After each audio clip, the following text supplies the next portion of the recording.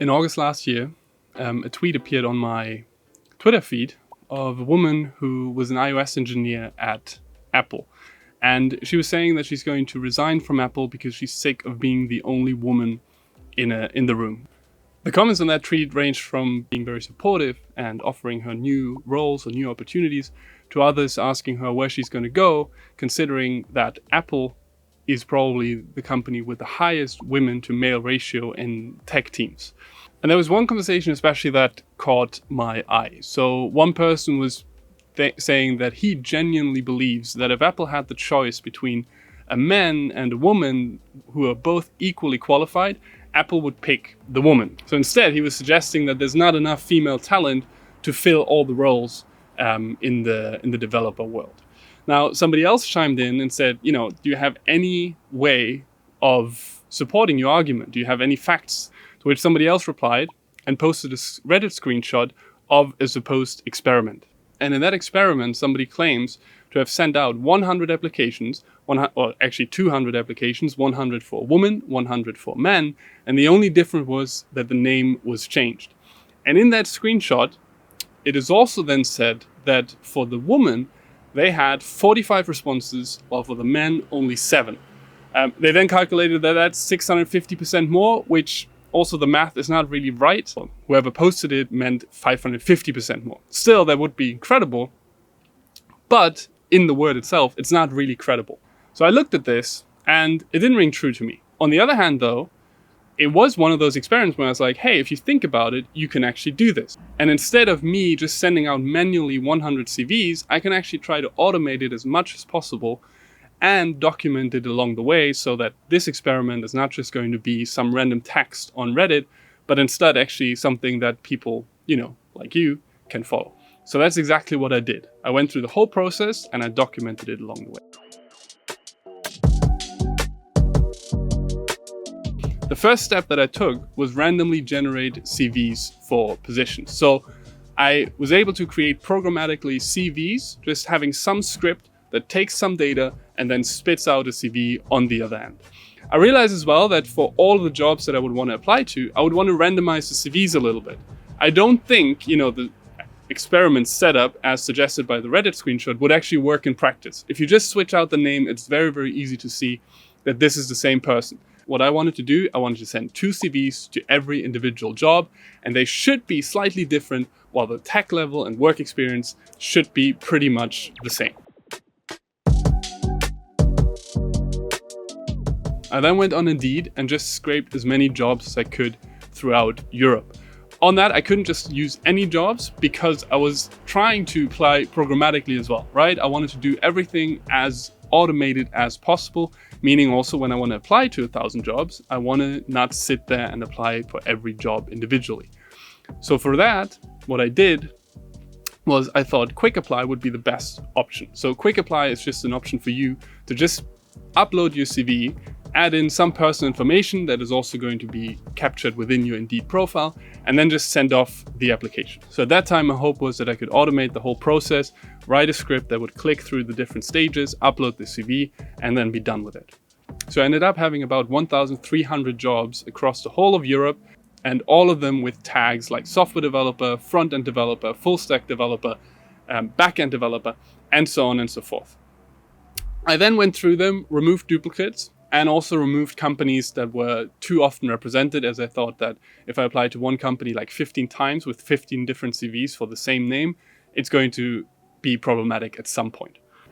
After removing some of the jobs, I ended up with 1,073 jobs that I wanted to apply to, both for Isabella and Matteo, which was the names that I came up with for the man and the woman in this scenario.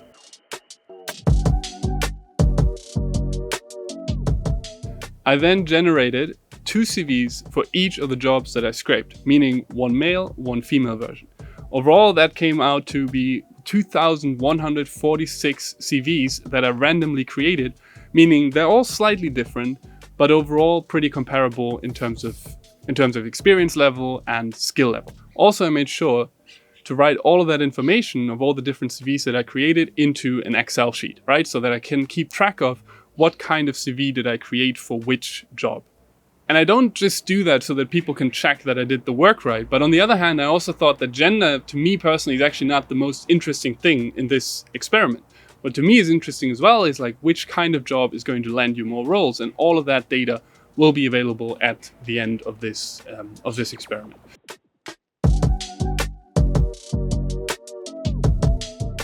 I started applying. And this process originally was intended to be automated, but it ended up being a mix of automation and manual work by me. So what happened was I wrote a script that can log in, that can open a job, that can upload a CV, that can go through the first step where it asks you like about personal information. But then I would often struggle, and I figured out that it's actually faster for me to input other information to very frequent questions, like for example, would you be willing to relocate? What is your salary range? What are your language skills? All of that. So overall, that process was kind of mixed, meaning I ended up having to spend about 30 seconds for each of the applications.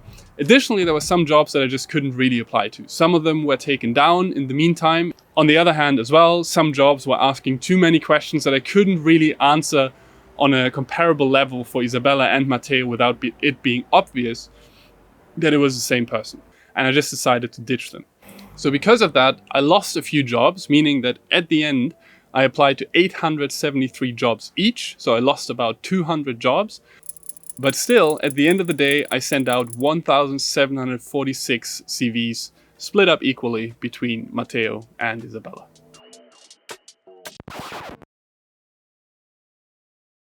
I just waited.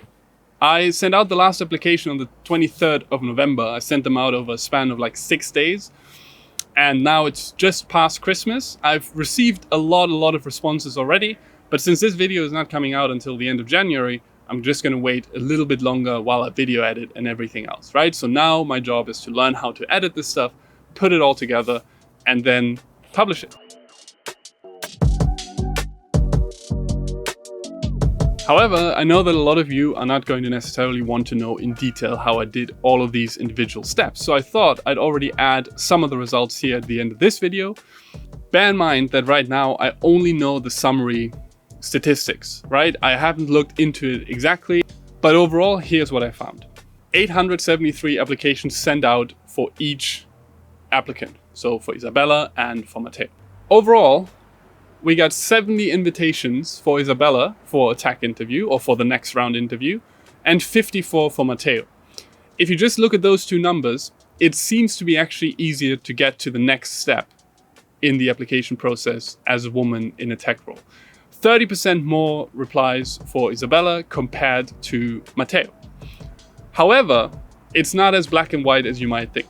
The second thing here to notice is that not all of the companies actually invited you immediately to an interview. Some of them would request more information, and some of that information would be something like, would you be willing to relocate? What are your salary expectations? Can you actually speak our native language or the company language?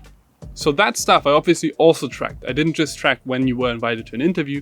I also tracked when companies reached out to you for getting additional information.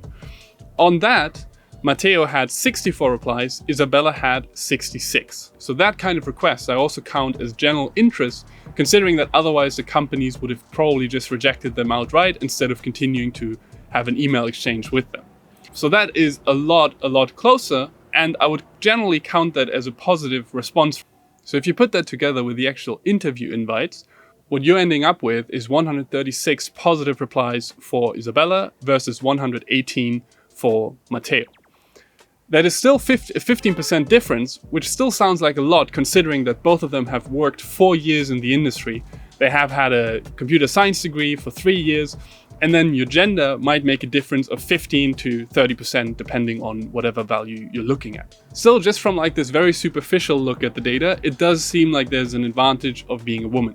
Nowhere close to having a 550% advantage, but still an advantage. Now the thing is, that is just a very superficial data analysis. I will go into more depth with looking at like what kind of jobs actually return the higher response rate over this video series. The great thing as well, or at least I think it's great, is we're not just going to look into the data more closely, we're also going to look into the whole process. So that every week, I'm now going to publish a video that is going to look at a part of the process from the starting line where we just had the idea to send out 1,750 CVs almost automated. Now, after going through the whole process, I will also put out a video that will look at the data in more detail. So that's it for now. I hope I see you in the next one.